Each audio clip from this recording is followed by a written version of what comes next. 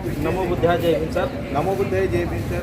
Sir हम आपसे जानकारी लेना चाहते हैं। जी जरूर। आज यहाँ पर भगवान बुद्ध की प्रतिमा का अनावरण किया गया है, जिसमें आप यहाँ पर मौजूद हैं और हम आपसे परिचय जानना चाहता हूँ। आपका नाम क्या है? जी मेरा नाम आप क्या धर्म संदेश देना चाहते हैं इस कार्यक्रम में? मेरा नाम मिलिंद बौद्ध है और राष्ट्रीय कार्यवाही धम्म संस्कृति से जुड़ा हुआ हूँ। पूरे देश में हमारा काम चलता है राष्ट्रीय कार्यवाही धम्म संस्कृति के माध्यम से, जिसको हम शॉर्टकट में RPDS कहते हैं। यह हमारे साथ में RPDS के मध्य प्रदेश की अध्यक्ष और उर्मिला बौद्ध जी और साथ में हमारे सभी RPDS के मेंबर्स यहाँ पर बैठे हुए हैं और ये सभी लोग हम लोगों ने सहयोग किया है यहाँ पर। जो तथागत बुद्ध की उसको हम प्रतिमा के बजाय बुद्ध को बोलना चाहता है। सही प्रतिमा बाबा साहब की होती है। जो बुद्ध हैं तो उनके लिए जो शब्द प्रयोग किया जाता है वो बुद्ध रूप है। तो एक तो ये नई चीज़ है, हो सकता है कई लोगों को इसके बारे में जानकारी है। जैसे आज एक बात यहाँ सामने आई थी कि धम्मदान दीजिए, धम्मदान दीजिए, तो वो भी एक बात है। धम्मदान सिर्फ भिक्षु दे सकते हैं। भगवान बुद्ध के बाद कुछ समय ये धम्मदान दे सकते हैं और हम लोग जो भी दान देते हैं, रुपए का, पैसे का, फल का, फूल का, भोजन का, जीवन का, जो भी दान होता है तो उसको बुद्ध समझें। तो ये बेसिक चीज़ें जो हम लोगों को नहीं पता है, तो राष्ट्रीय कार्यवाही धम्म संस्कृति यही कार्य करती है। डॉक्टर बाबा साहब अम्बेडकर की 132वीं जयंती हमने परसों मनाई है और जयंती मनाने का उद्देश्य भी यही है कि बाबा साहब के जो प्रथम गुरु तथागत सम्यक संबुद्ध, तो उनके धर्म के जो शिक्षाएं हैं उनको हम लोगों तक पहुँचाएँ, ये हमारा उद्देश्य रहता है। और इसी दिशा में बैतूल के इस क्षेत्र में जहाँ बडोरा है भीमनगर, तो यहाँ का रमाई समिति जो है रमाई तो ये महिलाओं का संगठन है। उन्होंने और उनके साथ युवा संगठन मिला है। उन लोगों ने मिलकर के बहुत मेहनत किया और मेहनत करके यहाँ पर जो थाईलैंड से गगन मलिक जी के द्वारा जो उनका प्रचार चल रहा है 84,000 बुद्ध रूप उन्होंने भारत में देने का संकल्प किया है। तो उसी दिशा में यहाँ भी ये बुद्ध रूप प्राप्त हुआ है और इसमें जो सबसे ज़्यादा महत्वपूर्ण योगदान हमारे भारत से मिला है वो हमारी जो राजनीति मैडम है साहब, उन्होंने लगभग इसका पूरा खर्चा उठाया है। तो इस तरह से ये कार्यक्रम किया है, कार्यक्रम किया है।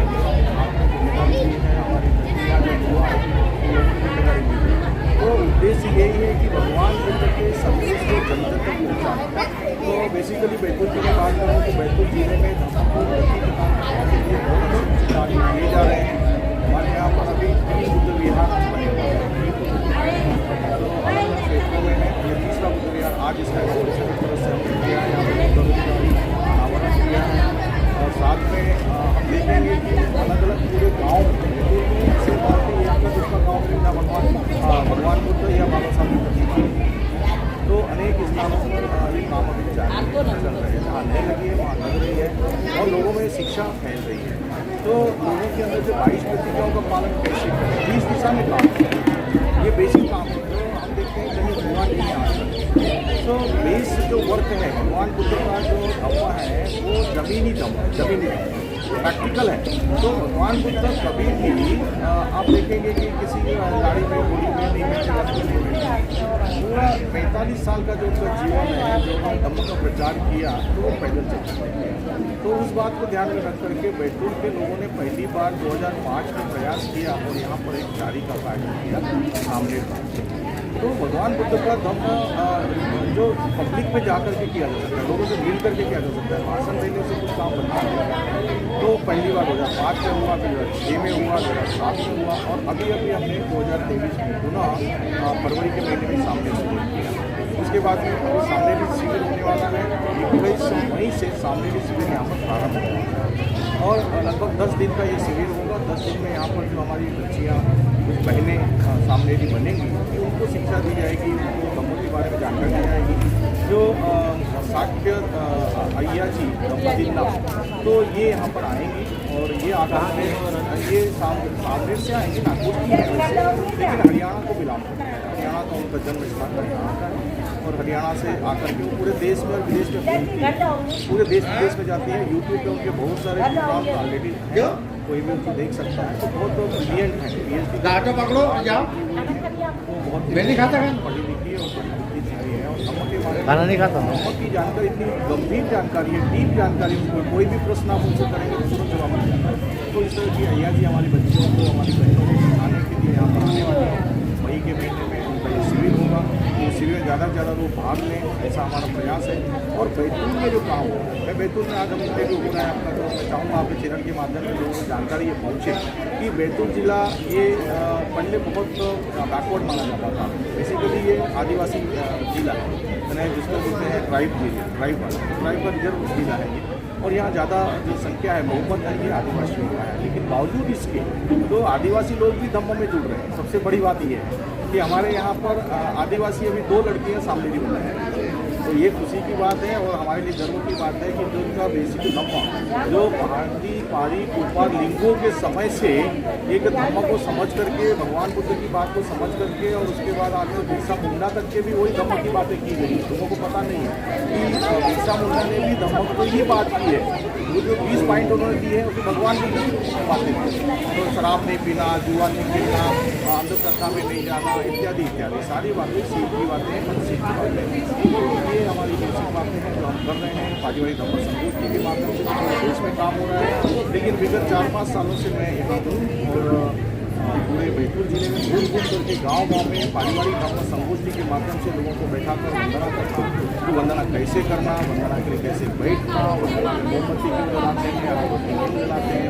पुष्प अर्पित करते हैं, डॉक्टर अम्बेडकर की प्रतिमा क्यों रखते हैं, भगवान बुद्ध की फोटो या उनका बुद्ध रूप क्यों रखा जाता है, इन बातों के ऊपर में यहाँ पर चर्चा करते हैं, बच्चों को समझाते हैं, छोटे छोटे प्रश्न करते हैं और उनको धम्म के अर्थ बताते हैं कि भाई हमने यदि बोला नमो तस्स भगवतो अरहतो सम्मा सम्बुद्धो सब इसलिए मालूम किसको। जैसे आज हमने देखा साधु साधु साधु का मतलब क्या है, तो बहुत अच्छा तो एक शब्द का पाली भाषा है। पाली भाषा आज की बोलचाल की भाषा तो नहीं है, हिंदी भाषा है या महाराष्ट्र में मराठी भाषा है, अलग अलग राज्यों में अलग अलग भाषाएँ हैं। लेकिन पाली भाषा उस समय एकमात्र भाषा थी जो जनमानस की भाषा थी, उसको बोलता था। तो आज पाली को समझने के लिए हम लोगों ने प्रयास करना चाहिए। समझाने का प्रयास कौन करेगा? तो हम जैसे जो थोड़े से पढ़े लिखे लोग हैं, उनकी ये ड्यूटी है, उनकी ये जिम्मेदारी है कि हम थोड़ा समझें और ज़्यादा लोगों को समझाएं, गाँव में जाकर के पाली का अर्थ बताएं। तो लोगों को नहीं पता, परित्राण पाठ लोग कर लेते हैं, परित्राण पाठ में गाथाएँ पढ़ी जाती है। जैसे आपने पढ़ लिया महामंगल सूत्र पढ़ लिया, असेवना च बालानंद पंडितानंद सेवना पूजा च पूजनीयानंद, मंगल उत्तम। किसकी समझ में किसी की समझ में आई, लेकिन जब उनको हम बताएंगे कि इसमें बताया क्या गया, असेवना च बालानंद, बाल यानी मूर्ख, तो मूर्खों की संगति नहीं करना, मूर्खों की संगति नहीं करना, यानी जो शराब पीते हैं, जो हत्या करते हैं, जो चोरी करते हैं, जो अधिकार करते हैं, मूर्ख हैं। भगवान की वाणी में, भगवान की भाषा में ये मूर्ख है। तो ऐसे लोगों की संगति नहीं करना, उनके सामने नहीं रहना, और विद्वान लोगों की संगति करना, पंडितों की पंडितानंद सेवा में पंडित यानी विद्वान है, शीलवान है, सदाचारी है, धर्मवान है, जो प्रज्ञाशील है, ऐसे लोगों की संगति करना, ऐसे लोगों से मित्रता करना। पूजा से पूजनीय आना, पूजनीय व्यक्ति, तो पूजनीय व्यक्ति कौन है? पूजनीय व्यक्ति वो है जो शीलवान है, जो सदाचार, माता पिता तो हैं, गुरुजन तो हैं, पर उनके अलावा जो शीलवान है, जो सदाचारी है, जो धर्म के मार्ग पर चलने वाले लोग हैं, ये वास्तव में पूजा के लोग हैं। ये ये उत्तम मंगल है, लेकिन कैसा मंगल? उत्तम। तो ये एक गाथा का ऐसा अर्थ होता है। ये अर्थ जब समझाने वाला है तो भगवान ने 38 मंगल, इन मंगल को समझ करके जब लोगों को हम समझाएंगे, तो शादी में हो, ब्याह में हो, सगाई में हो, कोई कार्यक्रम हो, तो एक तरफ तो हम भगवान बुद्ध की बात समझाएं, दूसरा पंचशील की बात बताएं, बहुत जरूरी है। तो पंचशील क्या है, लोगों की जानकारी सही माने में लोगों को जानकारी जी। तो यदि समय है तो मैं बता सकता हूँ। हाँ, लोगों को पंचशील की जानकारी नहीं है कि वास्तव में पंचशील लोग ये समझते हैं कि इन्होंने कहा ईश्वर ने पंचशील ग्रहण किया, बुद्धिस्ट लोगों का है, बौद्ध लोगों का है, तो ऐसा नहीं। पंचशील और त्रिशरण ये है जनमानस का, यानी मनुष्य मात्र के लिए भगवान बुद्ध ने धर्म दिया। भगवान बुद्ध ने किसी जाति को दिया क्या? बौद्ध धर्म चलाया क्या? भगवान बुद्ध ने नहीं चलाया। भगवान बुद्ध ने धर्म की घोषणा की है, धर्म राज्य स्थापित किया है, और पूरे देश में नहीं तो पूरी दुनिया में, सभी ब्रह्मांड में, हर जगह सभी चक्रवाल जितने भी हैं, अभी तो साइंस में जा रहा है, ये ग्रह है, वो ग्रह है, ये है, वो तमाम जगहों पर भगवान बुद्ध का शासन चलता है। तो क्या बताया उन्होंने हम सिर्फ पंचशील की बात करें अभी, हम त्रिशरण भी नहीं ले रहे हैं समय को ध्यान में रखते हुए। तो पंचशील में क्या बोलते हैं, पाणाति पाता वेरमणि सिक्खापदं समाधि, अर्थात मैं प्राणी मात्र की हत्या नहीं करूँगा, तो प्राणी की हत्या नहीं करूँगा, ये तो एक बात आती है। लेकिन बुद्ध धर्म की गहराई से समझने के लिए इसको समझना पड़ेगा 22 प्रतिज्ञा। तो 22 प्रतिज्ञा में डॉक्टर बाबा साहब अम्बेडकर ने पूरी की पूरे भगवान बुद्ध के धर्म को निकाल के रखा है, निचोड़ करके रख दिया है। तो 22 प्रतिज्ञा और कुछ नहीं है बल्कि भगवान बुद्ध का धम्म नहीं है। तो धम्म में क्या बताया, तो बाबा साहब अम्बेडकर ने पहली जो प्रतिज्ञा है हमारी वो 13 नंबर पर समझाई है। 13 नंबर की प्रतिज्ञा जो पंचशील का पहला सिद्धांत है वो है। तो क्या सिद्धांत है, मैं प्राणी मात्र की हत्या नहीं करूँगा, ये पंचशील का सिद्धांत है। तो बाबा साहब क्या कहते हैं, मैं प्राणी मात्र पर दया रखूँगा और उसका लालन पालन करूँगा। अब बताइए, तो भगवान बुद्ध ने कहा हत्या नहीं करेंगे और बाबा साहब कहते हैं कि प्राणी मात्र पर दया करेंगे और दया करके उसका लालन पालन करेंगे। और जो लालन पालन करेगा, दया करेगा, तो उसकी हत्या करेगा क्या? वो व्यक्ति हत्या करेगा क्या? तो वो नॉनवेज खाएगा क्या? जिस व्यक्ति को डॉक्टर बाबा साहब अम्बेडकर की 22 प्रतिज्ञा में से 13वीं प्रतिज्ञा समझ में आती है, तो कभी नॉनवेज भी नहीं खाएगा, मांसाहार नहीं करेगा, क्योंकि इनके प्रकार आप चाहे खरीद के लाओ, चाहे घर में काट के करो, वो हत्या ही होती है, हिंसा होती है। ये भगवान बुद्ध का पंचशील है और इसको संविधान में डॉक्टर अम्बेडकर ने रखा है। तो संविधान के अंदर जो आर्टिकल लगे हैं, आर्टिकल के अंदर में आईपीसी की धाराएं भी लगती है। तो आईपीसी की धाराएं जो इम्प्लीमेंट होती है, तो उसमें आप देखिए कि हत्या करने पर धारा 302 लगती है। तो किस पे लगती है? किस पे लगती है? जो इस देश के रहवासी हैं, जो नागरिक हैं, इस देश के सिटीजन हैं, उन सब के ऊपर में धारा 302 लग जाती है। हत्या करने से धारा 302 लगती है। तो पंचशील का सिद्धांत पहला नियम है, लेकिन वो सब पर लागू, सबके लिए इम्प्लीमेंट होता है। उसी प्रकार से अदिन्ना दाना वेरमणि सिक्खापदं समादयामि, अर्थात हम चोरी नहीं करेंगे। अब चोरी नहीं करेंगे तो हम क्या करेंगे? चोरी नहीं करेंगे तो और चोरी करने के ऊपर भी धारा लग जाती है, 379 लग जाती है।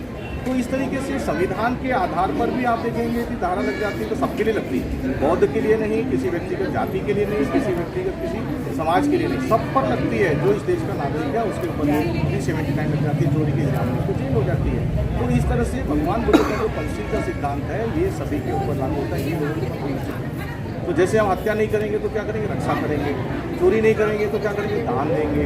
उसी प्रकार से तीसरा शील आता है कामेषु इच्छाचारा वेरमणि सिक्खापदं समादयामि। तो कामेषु इच्छा यानी हम और स्त्री गमन नहीं करेंगे, पति गमन नहीं करेंगे। धारा 376 लगती है संविधान के माध्यम से हम देखें तो ये तो सब पर लागू होती है। तो भगवान बुद्ध ने 2500 साल पहले बता दिया, 2600 साल पहले, कि हमें व्यभिचार नहीं करना चाहिए। और आज हम देखते हैं इतना खतरनाक रोग हुआ पूरी दुनिया में, एड्स नाम का रोग, जिसका कोई इलाज नहीं है। तो वो इलाज बताया भगवान बुद्ध ने 2600 साल पहले। एड्स बीमारी से कोई बचना है, एकमात्र इलाज है ये पंचशील। तो हम क्यों नहीं लोगों को समझाएं? ये पंचशील का यदि आप पालन करोगे तो एड्स नाम की बीमारी से भी आप बच सकते हैं। ये तीसरा जो हमारा शील है ये बताता है। उसी प्रकार से चौथा शील है हिंसा वादा वेरमणि सिक्खापदं समादयामि। हिंसा यानी झूठा, वादा यानी वादा, झूठा वादा नहीं करना, झूठा वादा नहीं करना, चुगली नहीं करना, निंदा नहीं करना, व्यर्थ की बातें नहीं करना। ये सारी बातें, 4 बातें आती हैं इसके अंदर। तो वाणी से किसी प्रकार का भी हमको जुर्म नहीं करना है, दोष नहीं करना है। ये यदि हम कर लेते हैं तो इसके ऊपर भी कोई करता है तो धारा 420 लगती है। संविधान के आधार पर यदि आप देखें, आर्टिकल के आधार पर, अपने आईपीसी की धारा हम देखते हैं तो 420 लग जाती है। तो इस प्रकार से सब पर लागू होती है। और आखिरी शील को बड़ा डॉक्टर अम्बेडकर कहते हैं कि ये तो पहले हम लोग बनाना शील। क्या शील है?